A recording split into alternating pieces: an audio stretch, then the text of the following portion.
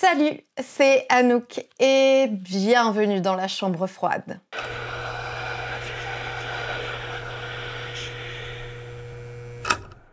Dans cette vidéo, on repart, tu l'as bien compris, dans le format Focus. Je te répète vite fait ce qu'est ce format. C'est un format qui met en avant une personnalité du cinéma que j'admire et dont j'ai envie de partager une partie de sa vie et ses œuvres. Et surtout, à la fin, un top 5 de ses films qui est lié à cet artiste. Et cette fois-ci, tu l'as bien vu dans la miniature, on fait le focus sur le réalisateur Yorgos Lanthimos.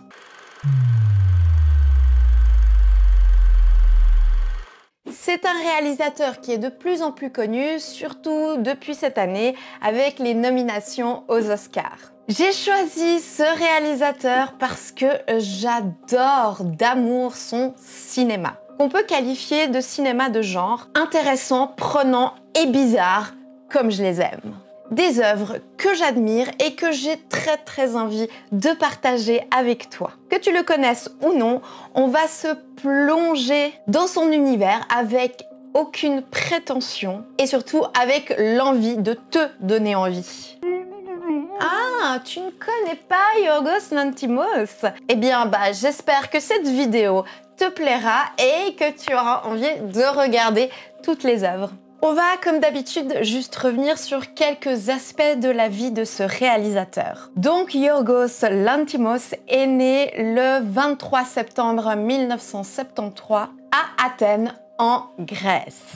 Passionné depuis toujours de cinéma et de réalisation, il étudiera dans l'école de cinéma et de télévision Hellenic Stravakos qui se situe dans sa ville natale à Athènes. Après avoir réalisé de nombreuses vidéos de danse, de pubs, des clips musicaux et des courts-métrages, il réalise en 2005 son premier long-métrage, Kineta. Un film qui déjà annonce la couleur et sa patte si particulière. Et c'est en 2009 qu'il sort son deuxième film qui s'intitule Canine et qui commencera à le faire connaître en Europe et qui lui fera aussi gagner le prix d'un certain regard au Festival de Cannes. Et d'ailleurs aussi de nombreux autres prix. Et c'est son film Canine qui attirera les producteurs aux États-Unis, lui permettant de réaliser en 2015 son premier film en anglais, The Lobster, qui mettra en vedette l'incroyable Rachel Weisz, Colin Farrell et John C. Reilly. Il recevra le prix du jury au Festival de Cannes et également de nombreuses nominations et prix lui sera décerné pour le film Lobster. Il continuera dans sa lancée en sortant de nombreux films jusqu'à ce jour, toujours en anglais, mais en gardant heureusement sa patte très précieuse. Si tu n'as jamais entendu parler de Yorgos Lanthimos, tu as sûrement entendu parler de son dernier film sorti en 2024, Pauvre créature, et qui a fait grande sensation aux derniers Oscars. Et cette année, le 21 juin, sortira son prochain film que j'ai tellement hâte, qui est apparemment un film à sketch. Tu connais mon amour pour les films à sketch, qui s'appellera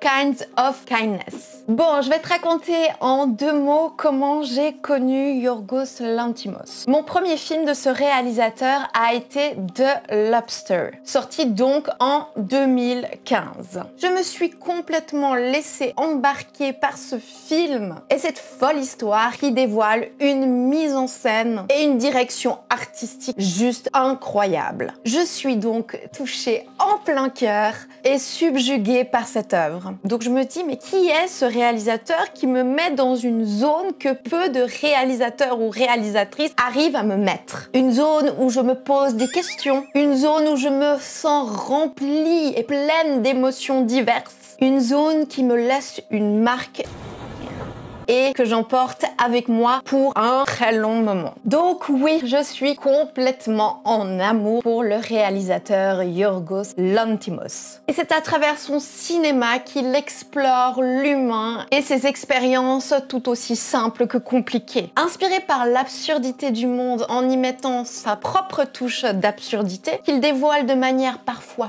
forte, parfois douce et même parfois très choquante, avec ses questionnements et ses incompréhensions de la société. Mais il touchera à sa manière qui lui appartient les grandes thématiques de la mort, du deuil, de la famille, du pouvoir ou encore de la liberté. Bref, un cinéma qui me parle vraiment, avec toujours un esthétisme incroyable, une façon de mettre en scène juste merveilleuse et une manière d'utiliser les axes, les grands angles et les coupures ultra intéressantes. Et ça, c'est constant de manière générale dans tous ces films, évidemment avec des différences pour servir l'histoire, le propos et la mise en scène, mais tous ces films ont sa patte à lui. Et si des fois il paraît choquant pour certains ou certaines, c'est toujours avec une beauté et une poésie qu'on découvre l'expression de son art.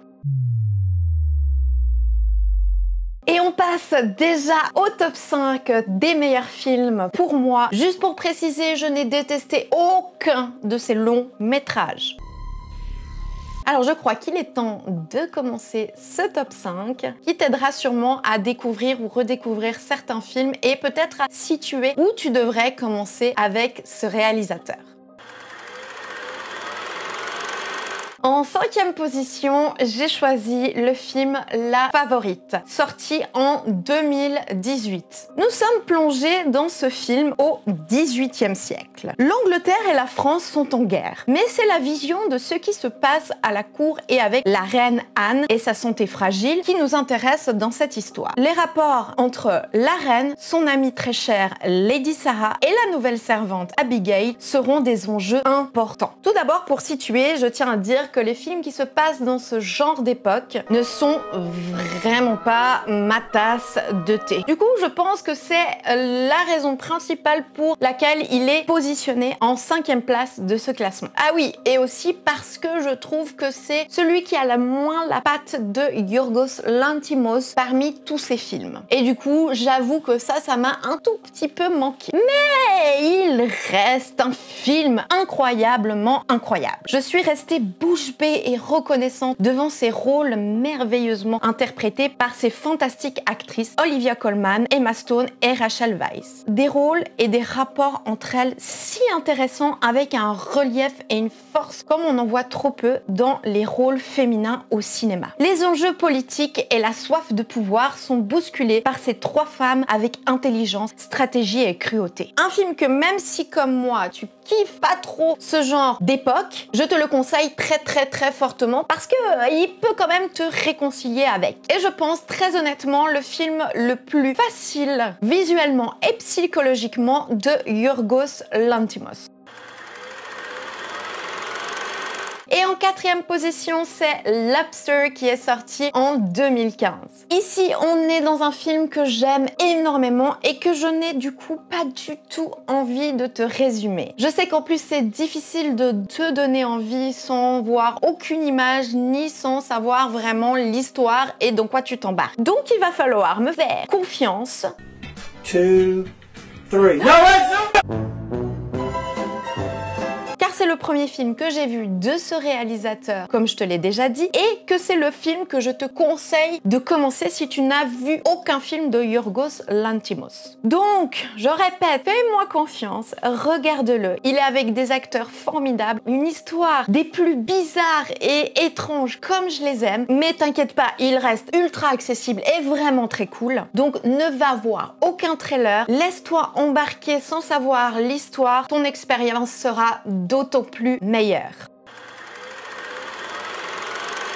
Et pour le top 3, j'ai choisi le film Pauvre créature, donc son dernier film sorti en 2023 et 2024 en Europe. Ici, c'est avec Bella qu'on se retrouve. Une femme ramenée à la vie de manière pas très orthodoxe par le docteur Godwin Baxter. Il la considère comme sa fille et observe ses évolutions. Mais Bella a un désir grandissant de découvrir le monde et souhaite quitter la maison. Mais le docteur n'est pas trop du même avis. Oui, donc comme je te l'ai dit, c'est le dernier film de Yorgos Lanthimos. Il est tiré d'un roman du même nom d'Alasdair Gray, sorti en 1992. Alors ce film, évidemment, comment ne pas voir le lien avec l'histoire de Frankenstein. Mais il ne fait pas que revisiter ce mythe, qui est somme toute ultra intéressant. C'est avant tout l'histoire d'une femme libre entourée de pauvres créatures. Bella construit sa vie et évolue uniquement par ce qu'elle observe et questionne avec son empathie et son intelligence grandissante, et non par les conventions ou les normes. Une liberté rare, inspirante et touchante que Bella s'offre sans concession. C'est les pauvres créatures autour d'elle qui sont choquantes, désespérantes et pathétiques. Et c'est cela que l'on doit observer, entouré de poésie, de surréalisme, de décors magnifiques, de maîtrise esthétique et de jeux fabuleux. Comment ne pas nommer Emma Stone qui joue le rôle principal et qui est incroyable. Et d'ailleurs, ça lui a valu de gagner l'Oscar de la meilleure actrice cette année, amplement mérité. Donc, tu l'as compris, c'est un film que je te conseille vivement si tu es prêt ou prête à remettre certaines choses en question, car sa singularité te chamboulera. Et le film qui obtient la deuxième place dans mon cœur, c'est La mise à mort du cerf sacré, sorti en 2017. Dans ce film, on plonge dans une famille avec le père, la mère et leurs deux adolescents. Steve, le père de famille, est un chirurgien très réputé. Il prend sous son aile un ado, Martin, qui s'immiscera progressivement dans la famille. Oh mon Dieu, mais qu'est-ce que j'aime ce film, évidemment, je ne l'aurais pas mis en deuxième place sinon. Et c'est un film qui casse plein de codes sans te donner toutes les raisons que tu attends. Donc il a un côté pour certains frustrant, mais que moi personnellement j'adore. Et celui-ci a un côté horrifique que évidemment j'adore. Et comme d'habitude, il a une énorme maîtrise de l'image et de la direction, magnifiquement interprétée par la grande Nicole Kidman, Colin Farrell, et pour moi, celui qui crève l'écran, c'est Barry Keoghan, qui joue l'adolescent Martin et que je trouve complètement dingue. Bref, c'est un film si particulier qui m'est difficile de t'expliquer plus. Tant son expérience est unique, comme à mon sens, beaucoup des films de Yorgos Lanthimos. Et donc il va de nouveau falloir me faire confiance et te lancer dans ce film sans trop en savoir, car cela risquerait de gâcher ton expérience. Donc tu l'as compris, si tu veux vivre un moment différent avec des touches horrifiques, donc celui-là il faut que tu le vois absolument, parce que vraiment il n'y a pas un autre film comme celui-là.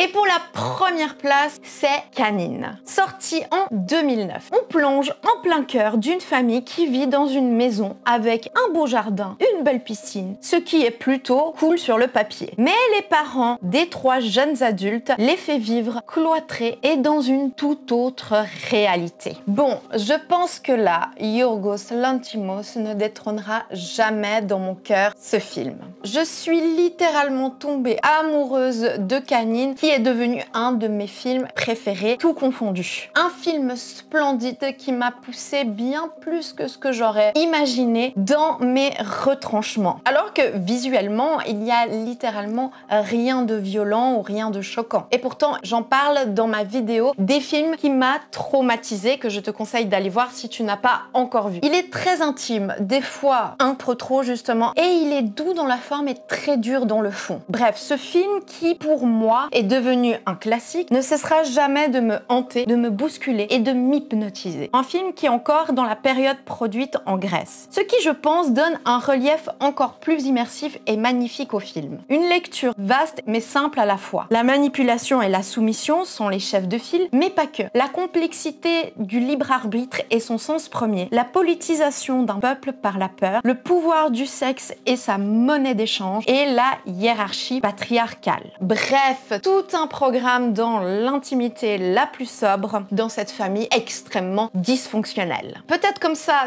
paraît un petit peu barbant, j'en suis consciente, mais quand tu te seras familiarisé avec le cinéma de Yorgos Lanthimos, il ne faudra absolument pas que tu passes à côté de ce film. Voilà, c'est tout pour ce focus. Je suis toujours très heureuse de pouvoir partager avec toi des personnes ou des films que j'admire. D'ailleurs, dis-moi toi en commentaire si tu connais le cinéma de Yorgos Lanthimos et ce que tu en penses. Bref, si tu veux me soutenir, tu connais la chanson, abonne-toi si ce n'est pas déjà fait. Mais surtout, n'oublie jamais que de garder une poupée super flippante dans ta chambre n'est pas une bonne idée. Ciao!